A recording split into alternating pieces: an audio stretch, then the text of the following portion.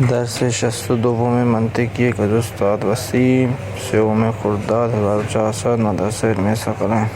بسم اللہ الرحمن الرحیم وبہ نستعین انہ خیر ناصر و معین وصلی اللہ علی محمد و آلہ الطاہرین۔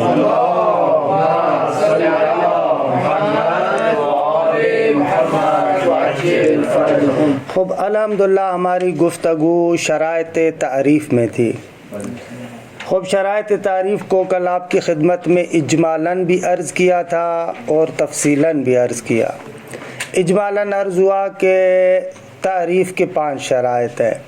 شرط اول یہ ہے کہ معرف اور معرف صدقاً مساوی ہوں، یعنی جامع اور مانع ہونی چاہیے آپ کی تعریف۔ نتیجتاً اس سے ہم نے اعتراض کیا کہ پس تعریف بالاعم جائز نہیں ہے، تعریف بالاخص جائز نہیں ہے، تعریف بالمباین جائز نہیں ہے۔ شرط دوم یہ ہے کہ معرف معرف سے مفہوماً اجلا و اظہر ہونا چاہیے۔ نتیجتاً ہم نے اعتراض کیا 2 صورتوں سے۔ اگر معرف اور معرف مفہوماً مساوی ہوں تو تعریف درست نہیں ہے، اور اسی طریقے سے اگر معرف معرف سے اخفا ہو، مخفی تر ہو تو بھی تعریف درست نہیں ہوگی۔ اچھا، اس کا عملی نتیجہ یہ نکلا ہمارے پاس کہ کبھی بھی متضاعفین میں سے ایک متضاعف کے ذریعے سے متضاعف آخر کی تعریف نہیں کر سکتے۔ آپ نہیں کہہ سکتے اوپر یعنی جو نیچے نہ ہو، نیچے یعنی جو اوپر نہ ہو۔ یہ تعریف غلط ہے کہ میں نے اس کی عرفی مثال جو ہمارے ہاں سمجھنے والی ہے وہ اس طریقے سے دی تھی کہ آغا آپ کا گھر کہاں ہے؟ آپ کہیں کہ آغا مدرسہ حجتیہ کے سامنے۔ آغا مدرسہ حجتیہ کہاں ہے؟ ہمارے گھر کے سامنے۔ خب یہ درست نہیں ہے، تعریف درست ہے۔ اسی طریقے سے ایک اور شرط جو ہم نے آپ کی خدمت میں عرض کی، وہ شرط یہ ہے کہ معرف اور معرف مفہوماً عین ہم نہ ہوں۔ اب ایسے نہیں ہے کہ جو مفہوم یعنی معرف کا ہے عیناً وہی مفہوم معرف کا ہو، کہ عرض کیا میں نے کہ اس شرط کو آپ یوں لکھیں کہ معرف اور معرف مترادف نہیں ہونے چاہیے۔ اب ایسے نہیں ہے کہ آپ آئیں انسان یعنی بشر، بشر یعنی انسان۔ آپ کہیں گے اگر ایسے ہوتا تو ہے، ہم کہیں گے وہ جو آپ کرتے ہیں وہ تعریف لفظی ہوتی ہے۔ ہماری گفتگو اس وقت تعریف حقیقی کے درمیان ہے، تعریف حقیقی کے بارے میں گفتگو کر رہے ہیں۔ خب شرط چہارم بھی آپ کی خدمت میں عرض ہوا کہ شرط چہارم یہ ہے کہ آغا آپ کی تعریف دوری نہیں ہونی چاہیے۔ درست ہے، اس کو بھی بیان کیا تھا۔ اچھا، اس کی عبارت نہیں پڑھی تھی کہ آج جاتے ہیں عبارت کے طرف۔ دور کی کل میں نے تعریف جو آپ کی خدمت میں عرض کی تھی، تعریف یہ ہے دور کی: توقف الشیء علی ما یتوقف علیہ، ایک شے موقوف ہو ایسی چیز پر کہ جو چیز خود اس پر موقوف ہے۔ درست ہے آغا، الف با پر موقوف ہو، با الف پر موقوف ہو، اسے کہیں گے دور۔ درست ہے آغا۔ پھر ہم نے عرض کیا تھا کہ دور محال ہے۔ کیوں محال ہے؟ اس لیے کہ دور کا لازمہ یہ کہ تقدم الشیء علی نفسہ ہی، توقف الشیء علی نفسہ ہی، کیونکہ اگر الف با پر موقوف ہے یعنی با الف پر متقدم ہے، کیونکہ ہمیشہ علت معلول پر تقدم رکھتی ہے۔ یہ میں نے کل عرض کیا تھا تفصیلات۔ پس الف موقوف ہے با پر اور ہر اس چیز پر موقوف ہے جس پر با موقوف ہے۔ ومن جملہ جن چیزوں پر با موقوف ہے خود الف موقوف ہے، یعنی خود الف ہے، یعنی الف موقوف ہے با پر اور ہر اس چیز پر جس پر با موقوف ہے، اور جس چیز پر با موقوف ہے ان میں سے خود الف ہے۔ پس اس کا لازمہ یہ کہ الف خود الف پر موقوف ہے، کہ اس کو توقف الشیء علی نفسہ ہی یا تقدم الشیء علی نفسہ ہی کو کہتے ہیں محظور دور، نہ کہ خود دور۔ اکثر جگہوں پر اشتباہ ہوتا ہے، اس محظور دور کو خود دور سمجھ لیتے ہیں، نہ، یہ ہے محظور دور۔ دور کی مشکل یہ چیز ہے، یہ کل میں نے عرض کیا تھا تفصیلات آپ کی خدمت میں۔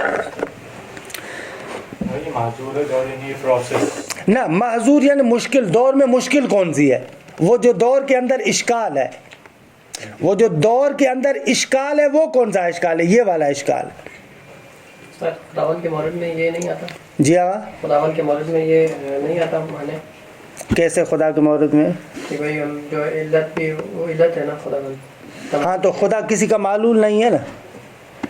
خدا انشاءاللہ کلام میں آپ یہاں پڑھ چکے ہیں، یہاں پڑھیں گے، خداوند متعال واجب الوجود بذات ہے، وہ کسی کا معلول نہیں ہے، تو وہاں پر دور وغیرہ کی تو بات ہی نہیں ہے۔ دور وہاں پر ہے جہاں پر ایک شے دوسری شے پر متوقف ہو، خدا کسی چیز پر متوقف نہیں ہے، ہر چیز خدا پر متوقف ہے۔ یا ایھا الناس انتم الفقراء الی اللہ واللہ هو الغنی الحمید۔ خدا غنی ہے، کسی چیز پر موقوف نہیں، کسی چیز کا محتاج نہیں ہے۔ اب یہ عبارت کو دیکھیں، البتہ ایک نقطہ، اس کے بعد عبارت کی طرف جاؤ۔ دور کی دو صورتیں، یا دور مسرہ ہے یا دور مضمر ہے۔ درست ہے آقا؟ دور مسرہ کہتے ہیں جہاں پر توقف مال واسطہ نہ ہو، درمیان میں واسطہ نہ ہو، الف با پر موقوف ہے، با الف پر موقوف ہے، اسے کہتے ہیں دور مسرہ۔ اگر توقف مال واسطہ نہ ہو دور مسرہ، اور اگر توقف مال واسطہ ہو اسے کہتے ہیں دور مضمر۔ اب یہ چھوٹے چھوٹے جو جملات ہوتے ہیں تعریفات کے، یہ آپ اپنے پاس یاد کر لیا کریں، البتہ پھر اس کی وضاحت بھی ذہن میں رہے۔ مثلا الف با پر موقوف، با جیم پر موقوف، اب جیم پھر الف پر موقوف، کہ یہاں پر جو توقف ہے مع واسطہ ہے، درمیان میں ایک واسطہ ہے۔ حالا فرق کی نمی کونے درمیان میں ایک واسطہ ہو یا 10 واسطے ہو، اسے کہتے ہیں دور مضمر۔ دیکھیں عبارت کو میری جان۔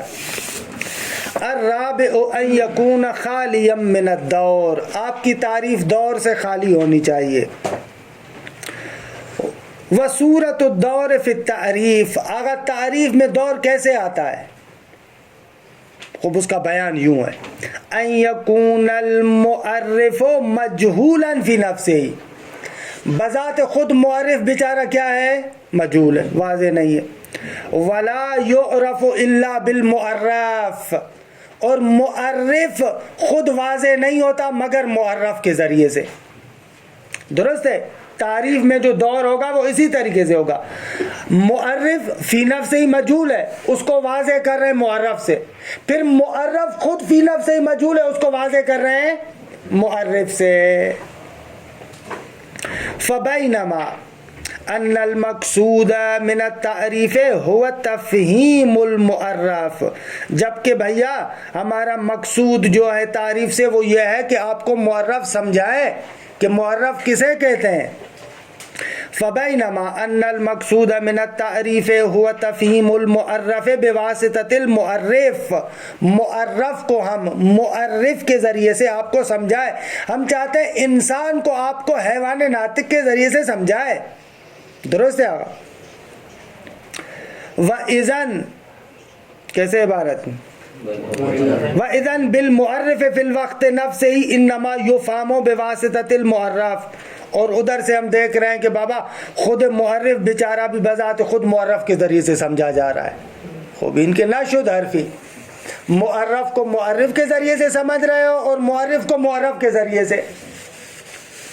بھائی آپ تعریف میں آپ کا مقصد کیا ہوتا ہے؟ مقصد ہوتا ہے کہ معرف کو معرف کے ذریعے سے واضح کریں۔ اب جب معرف بیچارہ خود معرف سے واضح ہو رہا ہے تو دیکھیں اس کا مقصد یہ کہ کوئی بھی واضح نہیں ہے۔ مثال دیتے ہیں، مثال میں آپ کے لیے بالکل بات روشن ہو جائے گی۔ مثلا ہم کہتے ہیں کہ سفید کسے کہتے ہیں؟ ہاں خوب آپ کہہ رہے ہیں کہ جو کالا نہ ہو۔ بھائی کالا کسے کہتے ہیں؟ نشد دیگے، درست۔ فَيَنْقَلِبُ الْمُعَرَّفُ مُعَرِّفًا، اب جب کہ معرف کو آپ معرف کے ذریعے سے پہچانتے ہیں تو برعکس ہو جائے گا، آپ کا معرف کیا بن جائے گا؟ معرف بن جائے گا۔ وَهَذَا مُحَالٌ، آگا یہ محال ہے، کیونکہ لِأَنَّهُ يَؤُولُ إِلَىٰ أَن يَكُونَ الشَّيْءُ مَعْلُومًا قَبْلَ أَن يَكُونَ مَعْلُومًا، کہ کل اس عبارت کی مفصل وضاحت دی تھی، کیونکہ اس چیز کی باز گشت اس نقطے کی طرف ہے کہ ایک شے معلوم ہونے سے پہلے معلوم ہو، بھلے او إِلَىٰ أَن يَتَوَقَّفَ الشَّيْءُ عَلَىٰ نَفْسِهِ، یا یہ لازم آ رہا ہے کہ ایک شے خود اپنے اوپر متوقف ہو، کیونکہ آپ سفید کو سیاہ کے ذریعے سے سمجھ رہے ہیں، خوب ادھر سے آپ سیاہ کو سفید کے ذریعے سے سمجھ رہے ہیں۔ اب اس کا مقصد یہ کہ سفید کو جب سیاہ کے ذریعے سے سمجھ رہے ہیں تو اس کا مقصد یہ کہ سیاہ آپ کو معلوم ہے، درست ہے، سیاہ معلوم ہے، تبھی تو اس کے ذریعے سے آپ سفید کو سمجھنا چاہتے ہیں، اور پھر جب سیاہ کی تعریف سفید کے ذریعے سے کر رہے ہیں اس کا مقصد یہ کہ سیاہ آپ کو معلوم نہیں ہے، اس کو سفید کے ذریعے سے جاننا چاہتے ہیں، تو سیاہ معلوم ہونے سے پہلے بھی آپ کو معلوم ہو، خوب دیکھیں نا شدین دیکھ خوب والذی یقع تارة بمرتبة والدور بے بخشید والدور یقع تارة بمرتبة واحدة، ایک مرتبہ دور میں فقط ایک مرتبہ ہوتا ہے، وَيُسَمَّى دَوْرًا مُصَرَّحًا، مصرح ہے، روشن ہے، تصریح شدہ ہے، واضح ہے بالکل، وَيَقَعُ أُخْرَى بِمَرْتَبَتَيْنِ او اکثر، یا درمیان میں 2 مرتبے 3 مرتبے ایسے ہوتا ہے، وَيُسَمَّى دَوْرًا مُزْمَرًا۔ خوب آئے پھر آگا دور مسرہ اور مزمر کی طرف، یہ مطالب اچھے ہیں، مفید ہے، لیکن اتنی تفصیل کے ساتھ یہاں پر ضرورت نہیں تھی۔ الدور المسرہ، دور مسرہ، مثل تعریف الشمس، آپ آئیں اور سورج کی تعریف کریں، بِأَنَّهَا كَوْكَبٌ يَطْلَعُ فِي النَّهَارِ، دن میں طلوع کرتا ہے، ایک ایسا ستارہ ہے، سورج ہے ستارہ ہے، ہاں کیا ہے، ہم لوگ ایسے سمجھتے ہیں کہ کوکب فقط جو رات کو چمکتا ہے نا، یہ لوگ جو کہتے ہیں بھلے وہ چمکنے والا جو ہوتا ہے نا، جو روشنی دینے والا ہوتا ہے، پرانے زمانے میں تو ایسے کہتے تھے کہ یہ جو افلاک ہے اس کے اوپر جو ایک چمکنے والا دھبا ہوتا ہے، اس پر کندہ شدہ ہوتا ہے، ایسے وہ چمکنے والا دھبا ہوتا ہے، اس کو کہتے ہیں کوکب۔ تو اس اعتبار سے کیا ہے، شمس بھی ایک کوکب ہے، دیکھیے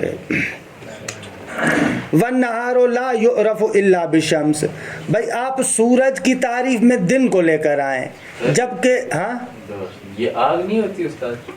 اللہ ابھی تو اس کی حقیقت کیا ہے، کس طریقے سے، اب تو کہتے ہیں کہ ایک ایسا سیارہ ہے کہ جس میں آگ ہوتی ہے، فلاں ہوتی ہے، وہ مفصل لمبی چوڑی باتیں بتاتے ہیں، وہ دیکھیے اپنی جگہ پر۔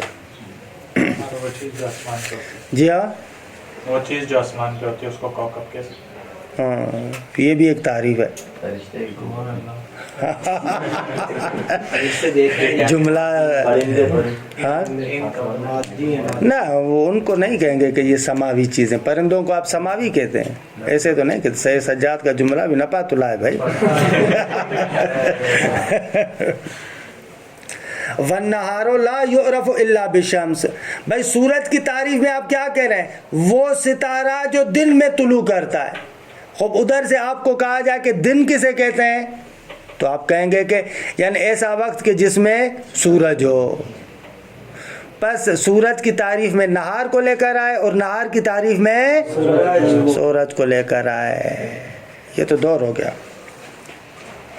وَالنَّهَارُ لَا يُعْرَفُ إِلَّا بِالشَّمْسِ، اور دن نہیں پہچانا جا سکتا مگر سورج کے ذریعے سے، اِذْ يُقَالُ فِي تَعْرِيفِهِ، کیونکہ دن کی تعریف میں یوں کہتے ہیں، النہار، نہار کیا ہے بابا، دن کیا ہے، زمان تطلع فیہ الشمس، خوب ایسا زمان کہ جس میں سورج طلوع کرتا ہے، خوب دیکھیے دوہری ہو گئی تعریف، فتوقفت معرفت الشمس علی معرفت النہار، پس سورج کی معرفت متوقف ہو گئی دن کی معرفت پر، معرفت یعنی وہی شناخت، پہچاننا، وَمَعْرِفَةُ النَّهَارِ حَسْبَ الْفَرْضِ مُتَوَقِّفَةٌ عَلَى مَعْرِفَةِ الشَّمْسِ، اور فرض ہمارا یہ ہے کہ بابا نہار کی معرفت بھی متوقف ہے کس چیز پر، شمس کی معرفت پر، کیونکہ نہار یعنی ایسا زمان جس میں طلوع شمس ہو، تو خوب دیکھئے وہ اس پر موقوف ہے، وہ اس پر موقوف ہے۔ وَالْمُتَوَقِّفُ علی المتوقف علی شیء متوقف علی ذلک الشیء، خیلی خوب، خیلی خوش آمد۔ المنطق کی سب سے خوبصورت عبارت مجھے یہ لگی واقعہ انسان، بہت پیاری۔ اگر ایک شے متوقف ہو ایسی چیز پر کہ وہ کسی اور چیز پر متوقف ہو تو پہلی چیز اس شے پر بھی متوقف ہوگی۔ المتوقف علی المتوقف علی شیء متوقف علی ذلک شیء۔ دیکھیں الف با پر موقوف ہے اور یہ با الف پر موقوف ہے، دقت کیجیے گا۔ اگر الف موقوف ہے با پر کہ جو با خود الف پر موقوف ہے، اس کا معنی یہ ہوگا کہ الف خود الف پر موقوف ہے، درست ہے؟ المتوقف علی المتوقف علی شیء، اگر الف کہ جو متوقف ہے با پر کہ جو با الف پر موقوف ہے۔ عبارت میں اگر لکھیں تو المتوقفوں کے نیچے لکھیں الف، علی المتوقف اس کے نیچے لکھیں بے، علی شیء اس شے کے نیچے پھر لکھیں الف، متوقف علی ذالک شیء یعنی الف پر، اس سے وہ لازم آتا ہے توقف شیء علی نفسہ سے لازم ایسے ہی آ رہا ہے نا، الف با پر موقوف ہے کہ جو با الف پر موقوف ہے، پس الف الف پر موقوف ہوگا۔ روشن شدہ گا؟ فَيَنْتَهِ الْأَمْرُ بِالْأَخِيرِ إِلَىٰ أَن تَكُونَ مَعْرِفَةُ الشَّمْسِ مُتَوَقِّفَةٌ عَلَىٰ مَعْرِفَةِ الشَّمْسِ۔ آغا شمس کی معرفت نہار پر موقوف ہے، وہ نہار کے جس کی معرفت شمس پر موقوف ہے، تو پس شمس کی معرفت کس پر موقوف ہے؟ شمس پر موقوف ہے، درست ہے؟ تمام شدہ گا، الحمدللہ۔ الدور المزمر مثل تعریف الاثنین بانہا زوج اول، پہلا جوڑا زوج، مثلا اعداد میں آئے تو پہلا جوڑا دو ہوتا ہے نا، دو سے پہلے بھی ہوتا ہے جوڑا؟ ہاں نہیں ہوتا، پکی بات ہے۔ والزوج یعرف بانہ منقسم بمتساویین، دیکھیے گا یہاں پر دور مضمر کیسے درست کر رہے ہیں۔ اثنین دو موقوف ہے زوج پر، آغا زوج کسے کہتے ہیں؟ کہتے ہیں کہ وہ شے کہ جو دو متساوی چیزوں کی طرف تقسیم ہو، دو کو آپ مثلا دو عدد ہے ایک ایک کی طرف تقسیم کر سکتے ہیں، چار کو آپ کیا کر سکتے ہیں؟ دو دو کی طرف تقسیم کر سکتے ہیں، درست ہے؟ جو تقسیم ہو سکتا ہو دو متساوی چیزوں کی طرف۔ آغا متساوی چیزیں کسے کہتے ہیں؟ والمتساویان یعرفان بانہما شیئان، متساویان ایسی دو چیزیں ہیں، ایسی دو چیزیں ہیں کہ احدہما یطابق الآخر، کہ ایک دوسرے کے مطابق ہو۔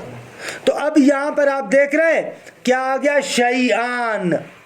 اگر شیئان کسے کہتے ہیں؟ وَشَیْئَانِ یُعَرَّفَانِ بِأَنَّهُمَا اثنان، اگر شیئان یعنی کیا؟ یعنی دو۔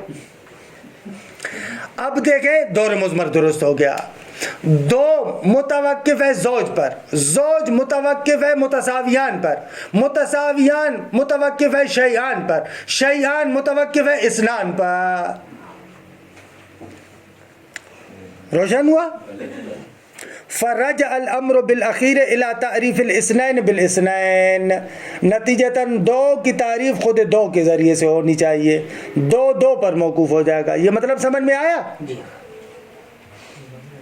بھلے روشن ہے، دیکھیے خیلی مشکل نہ دار ہے۔ وہذا دور مضمر فی ثلاث مراتب، خوب ایک دور مضمر ہے کہ جس کے تین مرتبے ہیں۔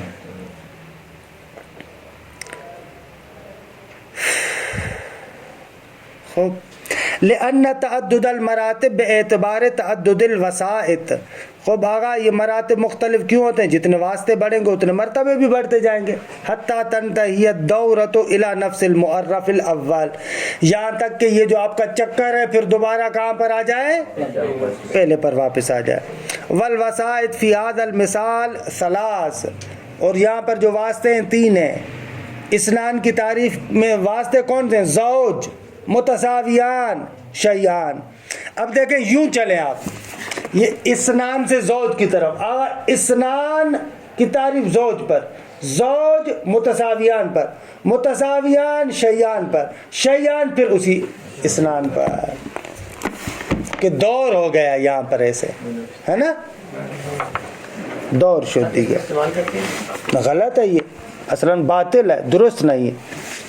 تو ٹھیک ہے بات ہے، لیکن استعمال ہوا ہے کہ جس میں استعمال جو کرتے ہیں ان کو ہم کہیں گے کہ غلط کر دی.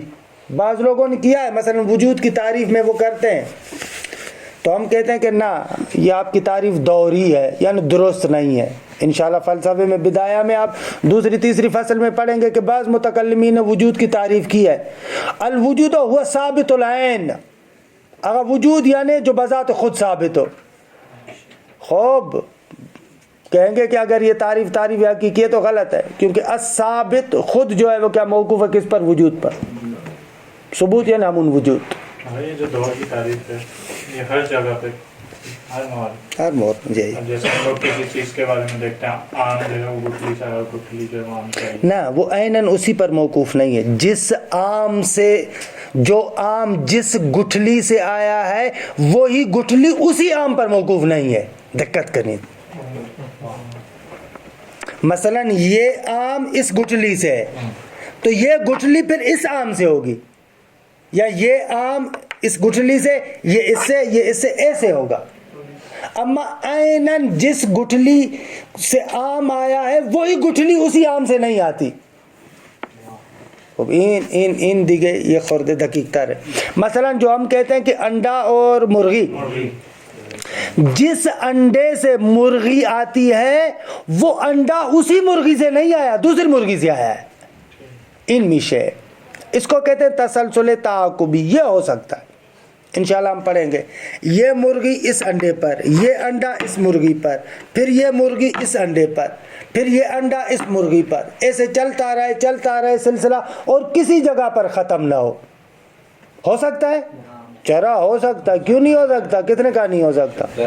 چلتا رہے گا، ایسے چلتا رہے گا میشے. بھلے پیچھے کی طرف، یہ تسلسل باطل نہیں ہے. این تسلسل تعاقبی است تو باطل نہیں ہے. این درست ہے. فلاسفہ می گیان کہ نہ ان کے باطل نہیں ہے بلکہ واقع ہے. نہیں جواب نہ دارے دیکھے صحیح ہے. دیکھیں خدا کو ہم لوگوں کا بڑا اشتباہ ہے. ہم خدا کو کیسے سمجھتے ہیں؟ جیسے یہ مرغی اور انڈے کا سلسلہ سمجھتے ہیں خدا کو اس طریقے سے، اور اس کونے میں جا کر بٹھاتے ہیں. خوبین غلط ہے، اشتباہ. یہ سلسلہ کتنا بھی لامتناہی، خدا اس طریقے سے محیط ہے سارے سلسلے پر. ایسے ہم لوگ ایسے خدا کو یوں چلتے جاتے ہو اس کونے میں جا کر بٹھا دیتے. وہ بھی ان اشتباس. یہ سلسلہ ایسے چلتا رہے اور کسی جگہ پر نہ رکے. خدا کے مورد میں تو الگ ہے نا، مرغی اور انڈے والے اس میں کیا؟ ہم کہہ رہے کہ مرغی اور انڈے والے میں یہ ان کو کہتے ہیں علل اعدادی. انشاءاللہ فلسفے میں آپ پڑھیں گے. یہ ہے، اس میں مشکل نہیں ہے. انسان کے ساتھ بھی ایسے ہو جائے گا؟ کیا ہو جائے؟ کیا حرج؟ اگر ہو جائے تو مشکل نہ در. میں کہہ رہا ہوں کہ ضروری نہیں ہے. مثلا انسان اولی ایک مثلا خاص جو ہے وہ کیا ہے اس سے بنا ہے، ایک کیا کہتے ہیں، ایک جرثومے سے بنا ہے، ایک مٹی کے کسی بھی جرثومے سے بن سکتا ہے، مشکل نہ در. یہی میں کہہ رہا ہوں کہ ہم اشتباہ کریں. ہم سمجھ رہے ہیں کہ خالق یعنی وہ جو کونے پر بیٹھا ہوا ہے. ہم کہہ رہے ہیں یہ سارے کا سارا سلسلہ جتنا بھی چلا جائے نا، سارے کا سارا سلسلہ ناقص ہے. کسی کے پاس کچھ بھی اپنا نہیں ہے، سب کے سب بھکاری ہے، کسی کا فقیر محض ہے. یہ اہم ہے. ہم لوگ سمجھتے ہیں کہ باپ بیٹے کے لیے علت ہے، غلط ہے. وہ علت اعدادی ہے، زمینہ کا ہموار کرنے والا ہے. خدا کا اس سلسلے کو، یہ بے شک لامحدود سلسلہ ہو نا، اس کو اگر سلسلہ لامحدود ہو تو اس کی احتیاط بھی لامحدود ہوگی. بینس دقیق انجاز.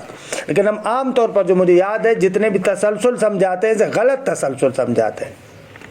وہ ایسے سمجھاتے چلتا ہے. وہ کیونکہ مثال بیچارہ دینا چاہتا ہے نا تو ہمارے ذہنوں میں یہ بیٹھ جاتا ہے کہ بھئی وہ بس اس کونے میں خدا بیٹھا ہوا ہے. خوبین خدا جو ہم نے درست کیا ہوا ہے یہ قرآن و اہل بیت و عقل و فطرت والا خدا نہیں ہے. یہ ہمارا اپنا بنایا ہوا ہے. یعنی ہر چیز کے ساتھ ہو، پھر بھی آپ کہیں کہ کسی چیز میں محدود نہیں ہے، یہاں بھی ہے لیکن یہاں کے ساتھ محدود نہیں۔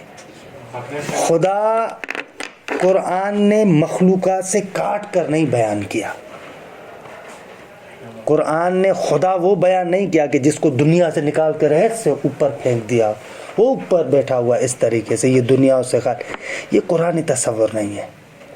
قرآن لے کر آتا ہے ہوا معکم اینما کنتم، ایسے ایسے خدا کو ایسے لے کر آتا ہے، داخل فی الاشیاء البتہ لا بالممازجہ۔ خدا تین میں سے تیسرا نہیں ہے، یہ کفر ہے۔ لقد کفر الذین قالوا ان اللہ ثالث ثلاثۃ، تین میں سے تیسرا نہیں ہے، تین میں چوتھا ہے۔ وہ کیسے؟ سورہ نجوى ما من نجوى ثلاثۃ الا وهو رابعهم، ان خوب ہے۔ تین میں سے تیسرا کہنا کفر ہے، تین میں سے تیسرا کہنا یعنی یہ اپنی جگہ پر جدا ہے، یہ بھی اپنی جگہ پر جدا ہے، اب ان کی سائیڈ میں خدا تیسرا ہے۔ خوبین شد وحدت عددی، یہ ہو گئی وحدت عددی، یہ بھی جدا، یہ بھی جدا، اور اب خدا تیسرا، خوبین غلط۔ تین میں چوتھا ہے، یعنی یہاں بھی ہے لیکن اس کے ساتھ محدود نہیں ہے، یہاں بھی ہے جہاں پر یہ نہیں ہے اس کے علاوہ بھی ہے، یہاں بھی ہے یہاں بھی ہے، ان سب کے موارد میں اور ان کے علاوہ بھی ہے۔ این شد خدا ما من نجوى ثلاثۃ الا وهو رابعهم، ایسے تین میں سے تیسرا غلط ہے، یہ وحدت عددی ہے۔ اس کا نام کیا دیا؟ تسلسل، تسلسل تعاقبی، تسلسل تو پھر ہمارے محال ہے نا۔ نہ تبھی میں نے کہا نا کہ یہ وہ خطیبوں والی بات نہ کریں نا، تسلسل تسلسل تعاقبی، تعاقبی مشکل نہ دار ہے۔ خوب انشاءاللہ یہ اصل یہ مباحث ہے، معرفتی مباحث، جو انسان خوب فلسفے میں اور ان جگہوں پر پڑھتا ہے وہاں پر مزہ آتا ہے خوب۔ اگر وہ پڑھنے کے بغیر ہی ایسے چلا جائے تو والا دیکھیے ممبر پر بیٹھے گا، لوگوں کو ممکن ہے بیوقوف بھی بنا لے، لیکن خود کو سمجھ میں نہیں آنے والی چیز کوئی بھی۔ اگر خود انسان سمجھنا چاہتا ہے، معارف میں اچھے طریقے سے کام کرنا چاہتا ہے، تو ان چیزوں پر اچھے طریقے سے کام کرے، پھر قرآن مجید بھی بہت مزے سے سمجھ میں آتا ہے، واقعاً مزے سے سمجھ میں آتا ہے۔ رات مجھے یاد ہے، حالا درمیان میں ہم لطیفہ تو نہیں سناتے، یہی باتیں آپ کو سناتے ہیں۔ کسی گروپ پر تھا تو ایک بزرگوار نے سوال کیا، یہ جو ظاہراً سورہ زمر میں ہے، انک میتون و انہم میتون، کیا مراد ہے اس سے؟ انک میتون و انہم میتون، کیا مراد ہے اس سے؟ آیا ایک ہی معنی ہے، دو معنی ہے، کیسے ہے؟ اور اتفاق سے اس کے ذیل میں جو حدیث ہے پیغمبر اکرم صلی اللہ علیہ وآلہ وسلم سے، وہ عجیب حدیث ہے۔ اس جملے سے امام رضا علیہ السلام سے سوال ہے، صحیح سند روایت ہے، اتفاق سے سند کے لحاظ سے بھی کوئی ڈاؤٹ نہیں ہے اس میں، سند کے لحاظ سے بھی معتبر ترین روایت ہے۔ امام رضا علیہ السلام سے ان رضا ان آبائی قال قال رسول اللہ، تو فلما نزلت انک میتون و انہم میتون قال، تو وہاں پر رسول اللہ کہتے ہیں الناس یموتون والانبیاء یبقا، یا رسول اللہ کیا معنی؟ رسول اللہ فرماتے ہیں خدایا کیا سارے لوگ مر جائیں گے اور انبیاء باقی رہیں گے؟ پروردگار عالم نے آیت نازل کی کل نفس ذائقۃ الموت، کل نفس ذائقۃ الموت۔ خب لیکن مجھے جو چیز مشکل لگ رہی تھی اس حدیث میں، انک میتون و انہم میتون سے پیغمبر نے کیسے سمجھا کہ سارے مر جائیں گے اور انبیاء باقی رہیں گے؟ نہ اس آیت سے کیسے سمجھ میں آیا؟ اور یہ آیت نازل ہوئی تو رسول اللہ نے یوں کہا کہ کیا یا اللہ سارے لوگ مر جائیں گے اور انبیاء صرف باقی رہیں گے؟ خوب ان کے عظیم جملے درنمیات، انک میتون و انہم میتون سے سمجھ میں آ رہا ہے کہ مگر یہ کہ کہا جائے کہ پیغمبر ختمی مرتبہ صلی اللہ علیہ وآلہ وسلم نے انک میتون میں میتون سے اور معنی سمجھا، و انہم میتون میں میتون سے اور معنی سمجھا۔ اس میت سے جو پہلے والا میت ہے اس سے سمجھ میں ایسے آ رہا ہے کہ انہوں نے باقی رہنا ہے، وہ والا معنی نہیں سمجھا جو ہم عرفی طور پر قرار دیتے، اور ہوا ہے روایات میں استعمال ہوا ہے۔ میت اس کے معنی میں بھی ہے، پیغمبر اکرم سے روایت ہے کہ من اراد ان ينظر الى میت یمشی فلینظر الى علی ابن ابی طالب، جو بندہ چاہتا ہے اس میت کو دیکھے جو آیا اور زندوں میں گھوم رہا ہے، اسے چاہیے کہ علی ابن ابی طالب کو دیکھے۔ بلچیے. اب یہاں پر میت کا وہی اگر آپ عرفانی معنی کریں تو بنتا ہے میت یعنی وہ میت کیا ہوتا ہے آپ پھینک دیتے اس کا اپنے وجود پر کوئی کیا ہوتا ہے ارادہ نہیں ہوتا, اپنے ارادے سے ہاتھ تھوڑی ہٹاتا ہے, کسی نے ہٹایا تو ہٹے گا.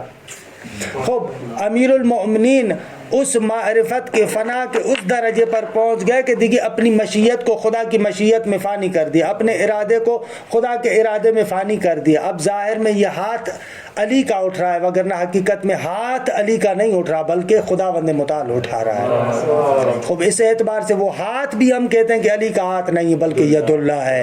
وہ آنکھ بھی ظاہر میں ایسے لگ رہا ہے کہ امیر المومنین دیکھ رہا ہے لیکن حقیقت میں خدا دیکھ رہا ہے. بھلے من اراد ان ينظر الى میت یمشی بین الاحیاء فلینظر الى علی بن ابی طالب. تو ایسے ہے واقعہ اگر اس طریقے سے ہو بہت خوبصورت. بہار الانوار میں روایت ہے کہتے ہیں کہ ایک مرتبہ خلیفہ ثانی کے زمانے میں مزیدار یہ قصہ یہ روایت ہے. خلیفہ دوم کے زمانے میں اس کا زمانے خلافت ایک بندہ شاکی ہو کر آیا, شکایت لے کر آیا, کہا کہ مجھے علی نے مارا ہے, علی نے مجھے مارا ہے. تو کہا کیوں؟ کہا کہ ایسے ہی مارا ہے. بھئی کیوں مارا ہے؟ ایسے تو نہیں ماریں گے. کہا کہ نہ وہ مجھے کہہ رہے تھے کہ تم نامحرم کو دیکھ رہے تھے. درست ہے. خوب ایسے کیسے ہو سکتا ہے؟ اس نے کہا کہ ہاں ایسے وہ ایسے. جیسے اس نے 2-3 مرتبہ یوں کہا تو خلیفہ اول نے فوراً تلوار نکالی اور یہ جملہ کہا لقد رأت کا عین اللہ وضربت کا ید اللہ. اب تو کیا کہہ رہا ہے؟ علی کے بارے میں کہہ رہا ہے کہ اس نے تمہیں ایسے مارا ہے. اس نے نہیں, اللہ کی آنکھ نے تمہیں دیکھا ہے اور اللہ کے ہاتھ نے تمہیں مارا ہے. اب یہ جام شوروں میں ہفتہ فام اسلام ہوتا ہے ہمارے یہاں جام شوروں حیدرآباد میں. وہاں پہ ہفتہ فام اسلام ماہ رمضان میں مختلف شخصیات آتی ہیں, ان میں آپ کے والد بھی آئے کافی مرتبہ. تو پرانے زمانے سے ہوتا تھا جب آغا علی شرف الدین موسوی ابھی ہٹے نہیں دے تو وہ آئے اور ایک درس میں وہ مخالفت کر گئے یا علی مدد کی, ان دونوں تینوں چیزوں کی. تو اس کے بعد جو درس تھا وہ آغا بہاؤالدینی کا تھا. وہ آغا بہاؤالدینی کو بتایا کہ بابا یہ اس طریقے سے کر کے کیا. انہوں نے یہ قصہ بیان کر کے آغا بہاؤالدین کرے حد اقل عمر کے بشو.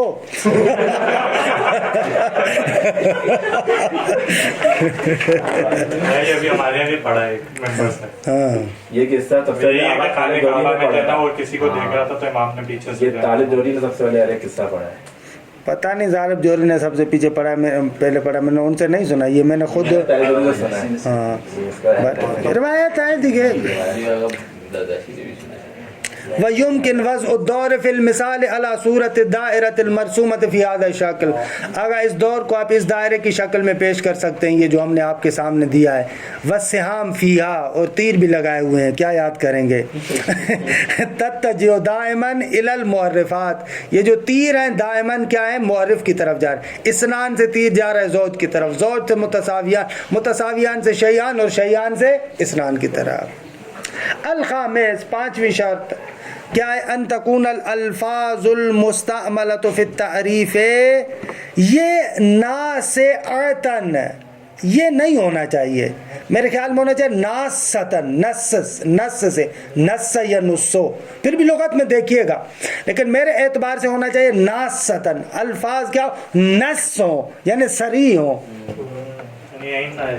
ہاں نہیں ہونا چاہیے میرے خیال میں, پھر بھی دیکھیے گا, لیکن نس ہونے چاہیے, یعنی صریح ہونے چاہیے اپنے معنی میں, یہ کہنا چاہ رہے ہیں ہم. واضحتاً کہ وہ خود اس کو روشن بھی کریں, نس ہو یعنی بالکل روشن ہو. لا ابہام فیہا, ان کے اندر کسی قسم کا ابہام نہ ہو. فلا یصح استعمال الالفاظ الوحشیہ والغریبہ. خوب انشاءاللہ خدا آپ کو توفیق دے گا, آپ معانی بیان پڑھیں گے تو وہاں پر فصاحت و بلاغت کو جب پڑھیں گے تو وہاں پر فصاحت کی بحث میں آئے گا کہ بھئی فصیح وہ کلام ہوتا ہے کہ جس کے الفاظ وحشی نہ ہوں. مثلا کسی شاعر کا لکھا ہے مبارک الاسم پتہ نہیں کیا کیا کیا, وہاں پر لفظ استعمال کرتے کریم الجرشہ. جرشہ یعنی کیا؟ یعنی وہی نفس, وہی روح.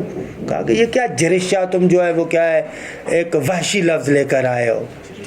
یا کہتے ہیں کہ ایک بندہ تھا وہ بیچارہ گدھے پہ جا رہا تھا, اس کو چکر آ گیا اور گر گیا. تو وہاں پر کہتا ہے ما لکم تکأتم علیہ کتکأکم علی ذی جنہ افرن کونی. تو کہتے ہیں کہ بابا یہ کیا کلام ہے, تکأتم تکأکم, دیکھیے یہ عجیب و غریب وحشی الفاظ ہیں. نہ لوگ اس کے اوپر جمع ہو گئے تھے, ان کو کہہ رہا تھا, گرا گدھے سے تھا. بھلے صحیح ہے. تو یہ الفاظ کیا ہوتے ہیں؟ وحشی ہوتے ہیں. وحشی یعنی جن کا معنی ظاہر نہیں ہوتا. بہت زیادہ لغتوں کو ادھر ادھر مثلا جو ہے کہ ڈھونڈے پھر جا کر آپ کو پتہ چلے. تو تعریف میں ایسے الفاظ نہیں ہونے چاہیے. یہ پرانی کتابوں میں تو اسی طرح کے ہی الفاظ ہوتے تھے. نہیں ہوتے. ہنر سمجھتے تھے. نہ وحشی نہ, فصیح الفاظ. اس وقت انہوں نے ذائقہ خراب کر دیا ہے. وہ وحشی نہیں ہوتے تھے الفاظ, وہ ادبی الفاظ ہوتے تھے. اس وقت ہم لوگ چپنتر بن گئے ہیں, وہ عربی چھوڑ دیا ہے, فصیح کو چھوڑ دیا ہے. پہلے وہاں پر حالا وہ انشاءاللہ آپ معنی بیان پڑھیں گے, وہاں پر بہت زیادہ مثالیں ہیں. خوب کہتے ہیں فلا یسع استعمال الالفاظ الوحشیہ والغریبہ. خوب غریب کہتے ہیں جو غیر واضح ہوتا ہے, نا آشنا قسم کے. قرآن مجید میں نہیں ہے ایسے, قرآن فصیح کلام ہے. یہ بھی جو کتاب لکھتے ہیں نا غریب القرآن, خوب نہ کہ حقیقت میں وہ لفظ غریب ہوتا ہے, بلکہ ہم لوگ پیچھے ہٹے ہوئے ہیں. بھلے وللغامزہ, آگا مشکل نہیں ہونے چاہیے الفاظ کے, اس کے معنی کو دیکھنے میں انسان وہاں پر لفظ 8-10 مثالیں دی ہیں مختصر میں. جب مختصر ہے یا معنی بیان کی کتابیں پڑھتے ہیں وہاں پر مثالیں دیتے ہیں. ایک لفظ استعمال کرتے سمجھ میں نہیں آتا کہ سریجی یعنی سریجی کیا بھلا ہے بھائی, پتہ نہیں. مسرجہ, وہاں پر اس نے لفظ محبوبہ کی تعریف کرتے کرتے اس کے ناک کے لیے کہا کہ مسرجہ. بھائی مسرجہ کا لغتوں کو اٹھا کر دیکھا, ادھر ادھر معنی ہی سمجھ میں نہیں آ رہا کہ مسرجہ کسے کہتے ہیں. اب جا کر دیکھا مسرجہ پرانے زمانے میں ہندوستان میں تلواریں بنتی تھی, وہ بہت اچھی تلواریں ہوتی تھیں, ان کو سیف سریجی کہتے تھے. تو شاید اس نے اپنی محبوبہ کے ناک کی جو تعریف کی ہے, کہا کہ وہ ہندوستان والی جو سیف سریجی ہے اس کی طرح جو ہے وہ کیا ہے, پتلی ناک ہے. اور بعض نے کہا کہ نہ سریجی پتہ نہیں کیا چمکنے والی چیز کو کہتے ہیں, لمحان میں ہے, یہ ہے وہ, عجیب و غریب. یہ اس کو کہتے ہیں وہ غامزہ, مشکل. ولل مشترکہ, بھلے تعریف کے اندر مشترک لفظی استعمال نہ کرے. آپ کو کیا پتہ چلے گا کہ کون سا معنی مراد ہے؟ مجاز کو تعریف کے اندر استعمال نہیں کرنا چاہیے, ہے نا. مثلا البتہ جہاں پر قرینہ معلوم ہو, جہاں پر واضح ہو, تو وہاں پر استعمال کرنے میں حرج نہیں. واسأل القریہ, البتہ امام خمینی کہتے ہیں یہاں پر بھی مجاز نہیں ہے. ولی خدا پوچھنے والا ہو تو پھر یہ در و دیوار بھی بولتے ہیں نا, ایسے ہی ہے. بدون القرینہ, البتہ قرینے کے بغیر. صحیح ہے. اگر قرینہ مشترک پر موجود ہو, مجاز پر قرینہ موجود ہو, تو پھر آپ استعمال کر سکتے ہیں. پھر بھی بہتر ہے کہ نہ کریں استعمال. وَأَمَّا مَا الْقَرِينَ فَلَا بَأْسَ كَمَا قَدَّمْنَا ذَلِكَ فِي بَعْضِ الْمُشْتَرَكِ وَالْمَجَاز. جیسے ہم نے مشترک و مجاز کے بحث میں نقطہ بیان کیا تھا کہ قرینے کے ہونے کی صورت میں استعمال کرنے میں حرج نہیں ہے, غلط نہیں ہے. لیکن وَإِنْ كَانَ يَحْسُنُ عَلَى كُلِّ حَالٍ اجتناب المجاز فی التعاریف والاسالیب العلمیہ. اگرچہ بہتر یہ ہے کہ ہر صورت میں تعریفات اور اسلوب علمی یعنی برہان وغیرہ. صحیح ہے. ایک ہمارے پاس ہوتا ہے اسلوب علمی. اسلوب علمی یہ ہے جیسے برہان, اور ایک ہوتا ہے اسلوب خطابی. خوب خطابہ آپ کر رہے, تقریر کر رہے, کہہ رہے وہاں پر بہت اچھی بات ہے کہ آپ مجاز کو استعمال کریں, ان کو استعمال کریں, یا شعر وغیرہ کو استعمال کریں. اسلوب علمی میں بہتر ہے کہ مجاز کو استعمال نہ کرے. وصلی اللہ علی محمد و آل بیتہ الطیبین الطاہرین.